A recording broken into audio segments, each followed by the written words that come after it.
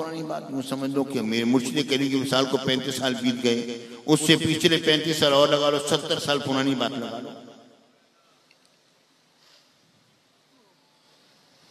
तो मौलाना खुदाबख्श अजहर साहब और पीर फतेहद्दीन साहब जिन दिनों में मेरे शेख के पास पढ़ा करते थे और तालिब इल्म थे, उस जमाने की बात हो रही है, यानी कम अज कम आज से 70-75 साल पुरानी बात हो रही है।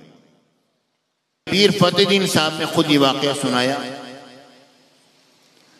फरमाते हैं कि रात में एक जगह तकरीर थी, मौलाना खुदाबख्श अजहर साहब भी थे और मैं भी हाजिर था। तो रात में वहीं स्टेज के ऊपर ही, वहीं पर जब लोग चले गए तो स्टेज के ऊपर ही बिस्तर लग गया और गर्मियों के दिन थे। हुज़ूर गज़ाली ज़मा ने फरमाया भाई यहीं पर सो जाते हैं, सुबह सवारी मिलेगी उसके बाद यहां से निकलेंगे।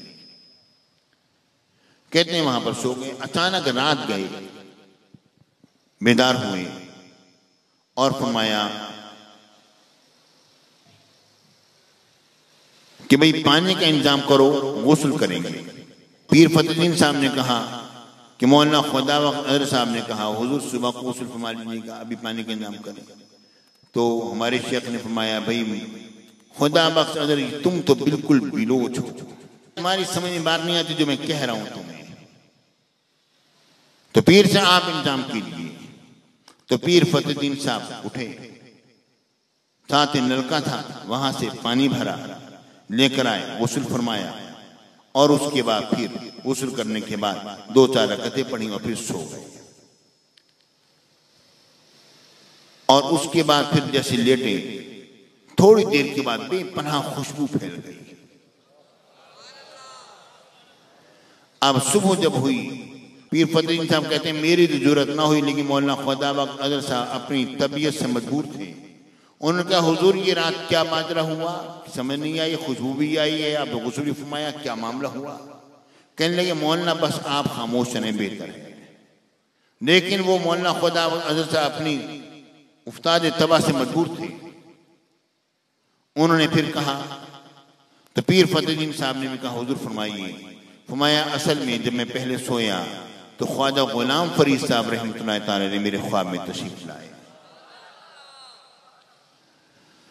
मेरे पास तशरीफ लाए और मुझे कहने लगे एक आदमी साहब आपने जो रात में जो तकरीर की है, ये तकरीर हुजूर अलैहिस्सलाम की बारियत में पेश की गई और मेरे आका ने इस तकरीर को बड़ा पसंद फरमाया है,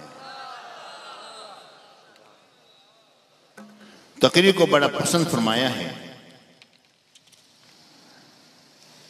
तो हुजूर अलैहिस्सलाम का यहाँ पर गुजर हो रहा है, हो सकता है कि सरकार आपके पास तशरीफ ले आए, आप तैयारी कर लें।